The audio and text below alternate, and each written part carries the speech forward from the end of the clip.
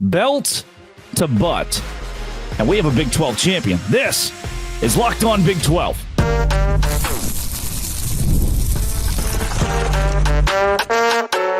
You are Locked On Big 12, your daily podcast on the Big 12 Conference. Part of the Locked On Podcast Network, your team every day.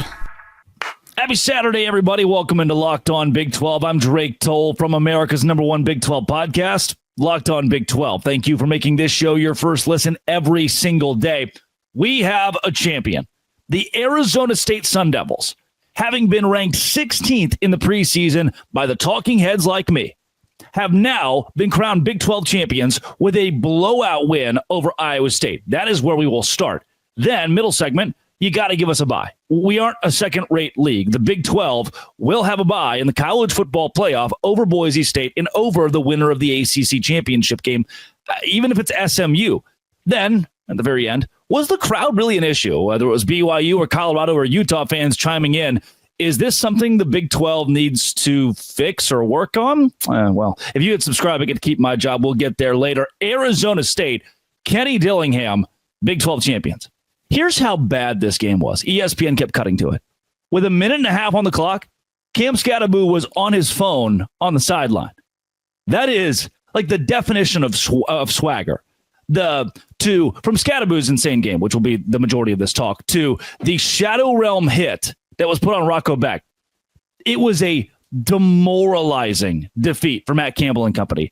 Longtime members of the Big 12 in search of their first Big 12 championship in the middle of their first 10-win football season. An Iowa State team that I said this last week would lose the game, but ultimately put up a huge fight and keep it close. I think my final score projection was like 28-24. Then this happens.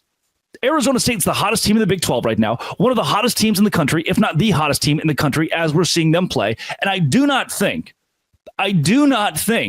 you can argue that after how they beat Iowa State from the standpoint of their quarterback only completing 12 passes.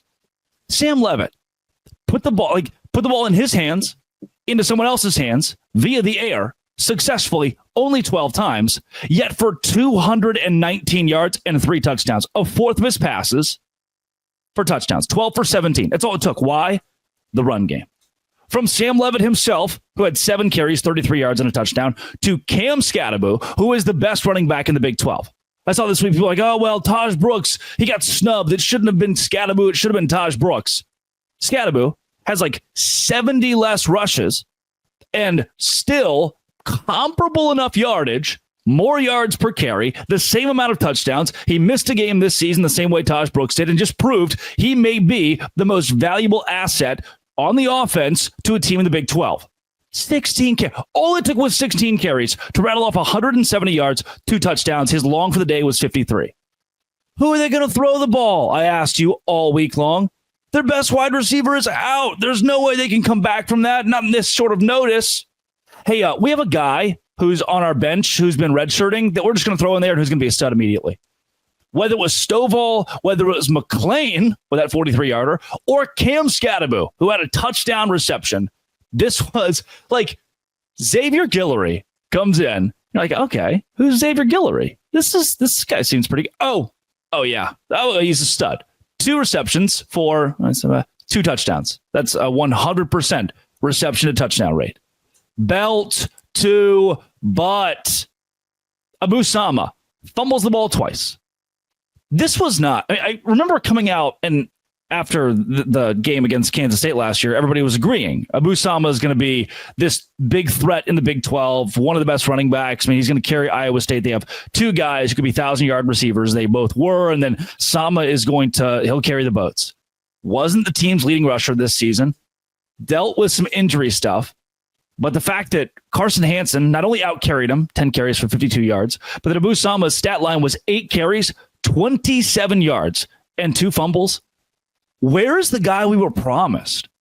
Where is the guy that was supposed to be the bell cow that's going to carry Iowa State?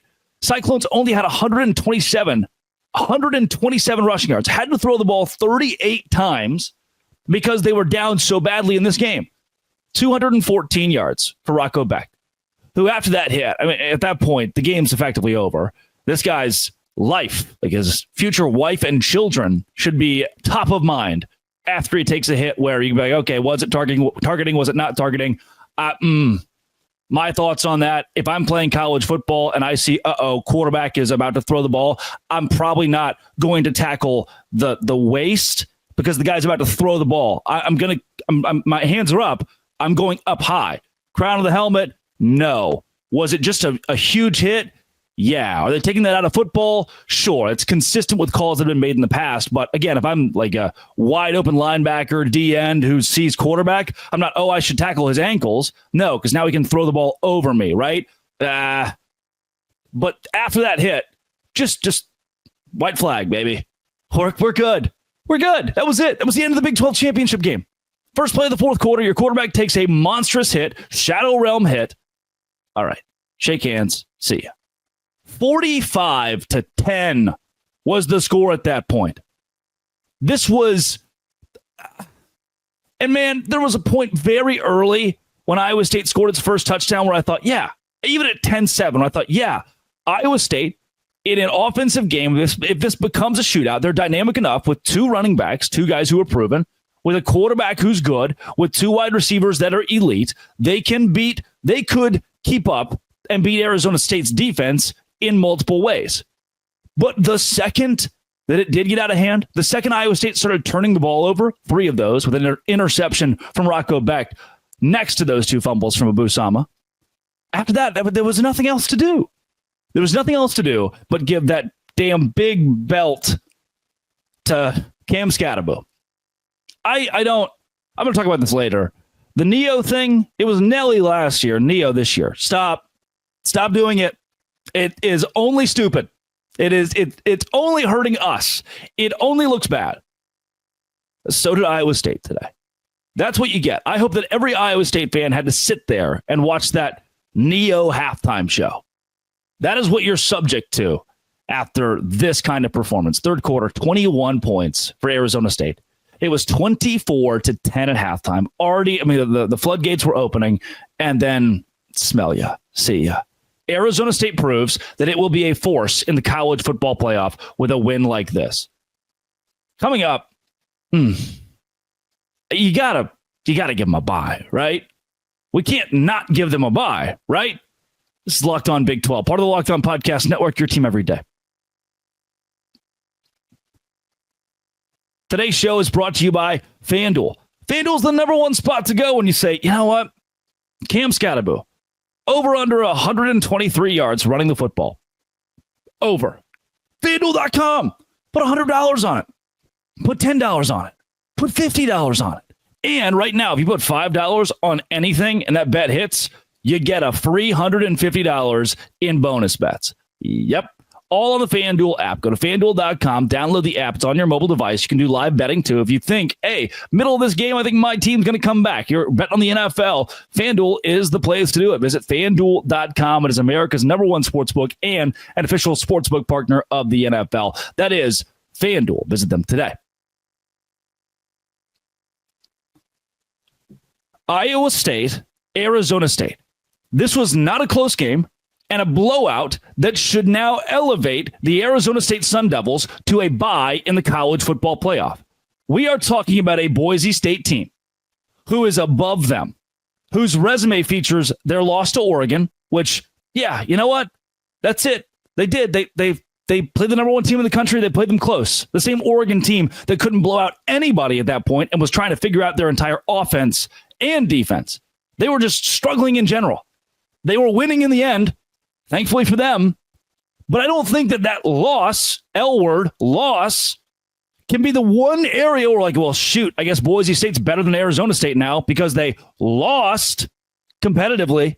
Oh, well, it was close in the game that they did not win. So let's look at the games they did win. 13-7 in the fourth quarter against Hawaii, who finished 5-7 this year. That was a real score.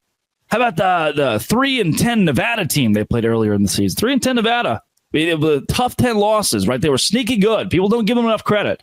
Yep, they won by 7 in that game. This is from Richie Bradshaw. Great tweet from the host of Locked On Sun Devils.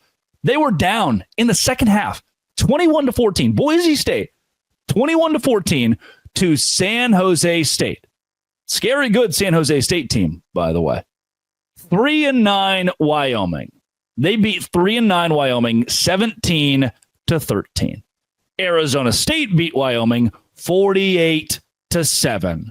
When the College Football Playoff Committee was asked about this, their rhetoric was, well, we've got coaches on our committee, and all of them kind of agreed that they played games in Laramie, and it's a tough place to play. Weird things happen. What? We are excusing bad wins. If we were talking about a Big 12 team even that had this schedule, they'd be like, yeah, the strength of schedule is not really there. But for Boise State, they just get to do whatever they want. 27-18, a 9-point game in the fourth quarter against 5-7 Oregon State. I just don't think. Colt Barber tweets, I'm old enough to remember Ohio State jumping Big 12 teams, Baylor and TCU, for the final college football playoff spot in 2014 because of a dominant championship game performance against then number 13 Wisconsin. If that can happen, Arizona State can and should jump SMU, which lost to a Big 12 team after this thumping. They should certainly jump Boise State. We are a business, not an orphanage. This isn't a make-a-wish. Do I like Boise State? Yeah.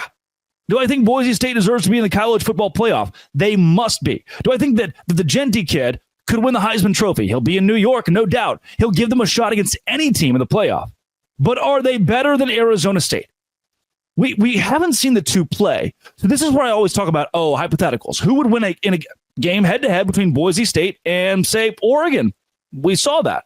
Who would win in a head-to-head between Boise State and Arizona State? We don't know. It very well could be Boise State. What about Boise State, SMU? It might be the Broncos. But until we see that matchup, we have to seed these teams based on what this piece of paper that I have in front of me says on it, based on your resume. And Boise State's does not add up compared to Arizona State. SMU lost to a team that didn't make the Big 12 championship. Arizona State, conversely, and I know transitive property, I say that all the time, doesn't exactly work in college football, but for resumes, we have to look at it a lot. Okay, you played similar opponents. How did those games go? Boise State beat Wyoming by 4. Arizona State beat them 48-7. And SMU lost to BYU, who doesn't make the Big 12 championship game. The same BYU team that Arizona State beat. The same Big 12 championship that Arizona State blew the doors off of Iowa State in. I am so fed up, dude, with the fact that your preseason ranking, two things really matter to the College Football Playoff Committee. And when I say preseason ranking, brand is included in that. That's what they want. They want this big brand. Oh, preseason, you were number one. Okay, well, they're going to give you some credit for being the preseason number one, obviously. Oh, you were unranked in the preseason, you're Arizona State. It's going to take you winning an entire season worth of football to get any amount of respect. Oh, you're in Arizona State and you lost a game somewhere in there. Now we're going to set you back 10 spots. For SMU, the only reason that they are in the top 10 right now is because it's a what have you done for me lately? They're winning games recently. They got a mulligan. They got a free pass after the loss to BYU. Boise State got a mulligan. You get a free pass. You lost to Oregon. Now, okay, well, you've won a couple games recently, so that number next to your name gets to keep going up. If we put them all in a vacuum, this has been a point that's been made a lot recently of, hey, just stop ranking the teams every week. If you stop doing the Tuesday night ratings-based show where we flip a card and, oh, look, the Big 12's being disrespected. If we stop doing that and get to the end of this thing and they say, all right, hey, here's where we believe all the teams should be ranked based on their resume. We put a little question mark on a box. We shake it up, pull this resume. It's better than that one. Boom, boom, boom. If we start doing that, it becomes a lot more clear than, oh, shoot, we've buried ourselves into a hole. And now Boise State has to get a bye over Arizona State because they keep moving up these rankings because we kept over-ranking them and they kept winning. And now how do we justify putting Arizona State above? But it's this stupid system that they built that is made to hurt a team like an Arizona State, as you're saying. That's made to hurt a BYU. Oh, you lost in week 2? We don't care as long as you win in week 12. That's the rhetoric here. Oh, you have 2 losses? You have 3 losses? Yeah, we don't really care because those were in the first 4 games of the season. Now that you've won 8 straight, well, great. We'll let you into our college football playoff. That seems to be where we are here. Is if you lose a game at the right time, no matter who you lost to, if you lose 2 games, but only at the right time, the College Football Playoff Committee will give you a nod. And you had to have been ranked preseason for that to be a thing.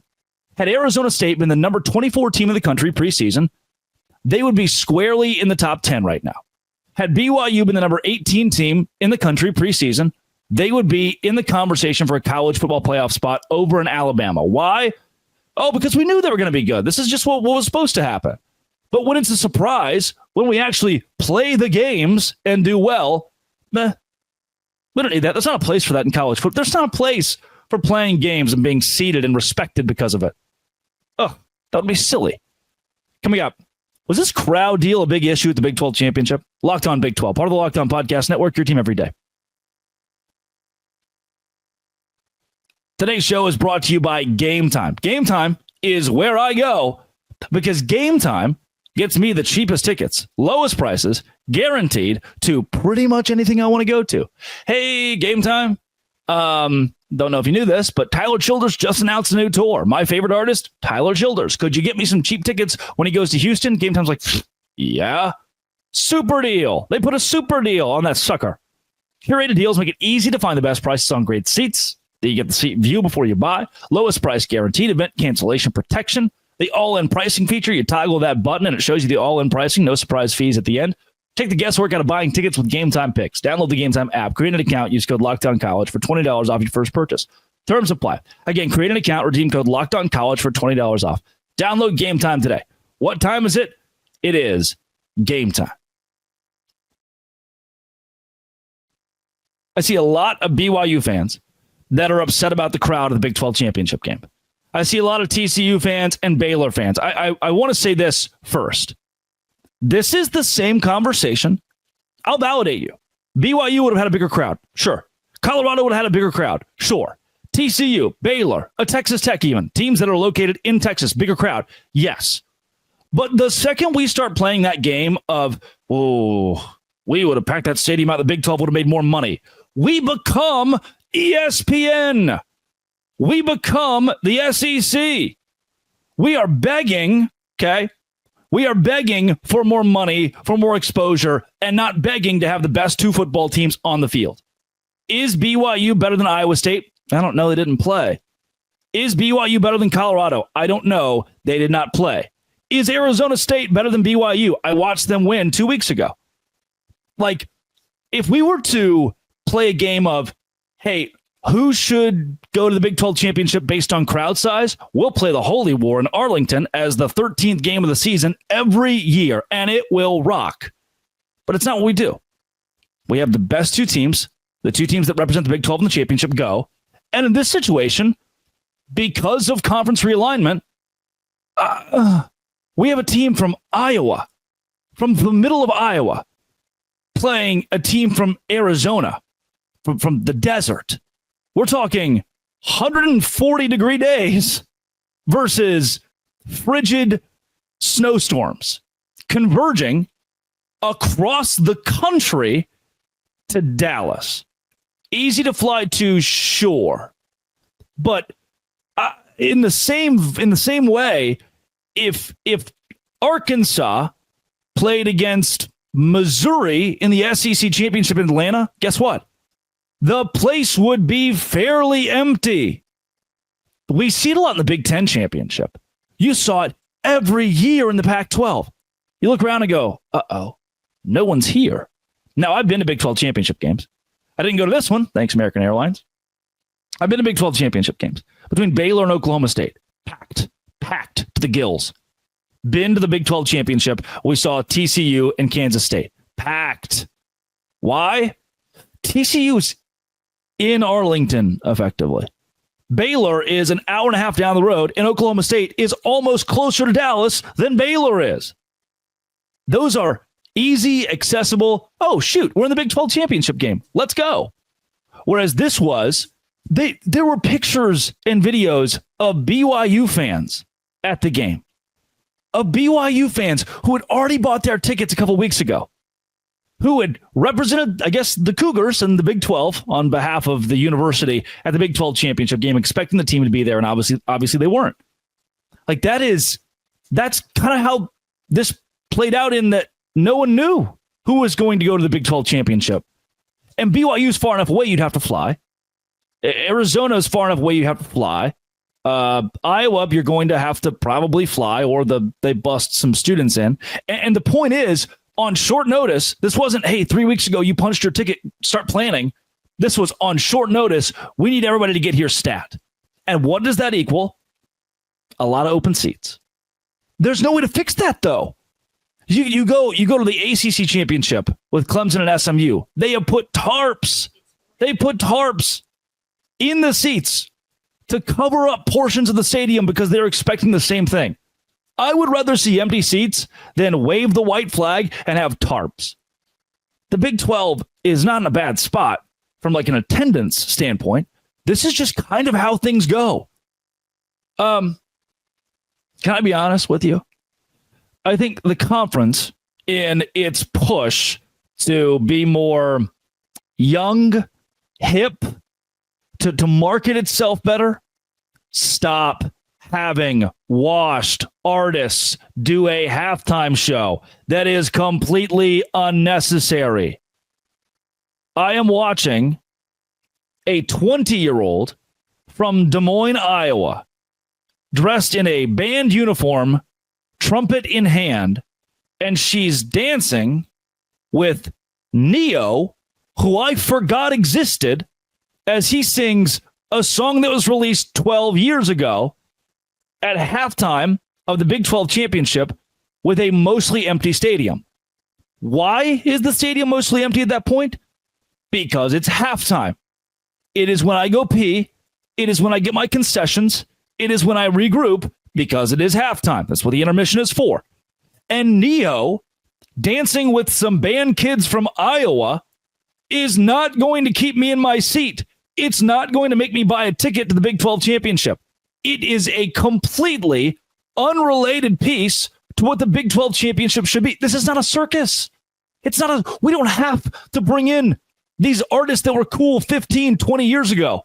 It's not adding anything. It's taking away from major college football, deciding who's going to the college football playoff that is being played on the field.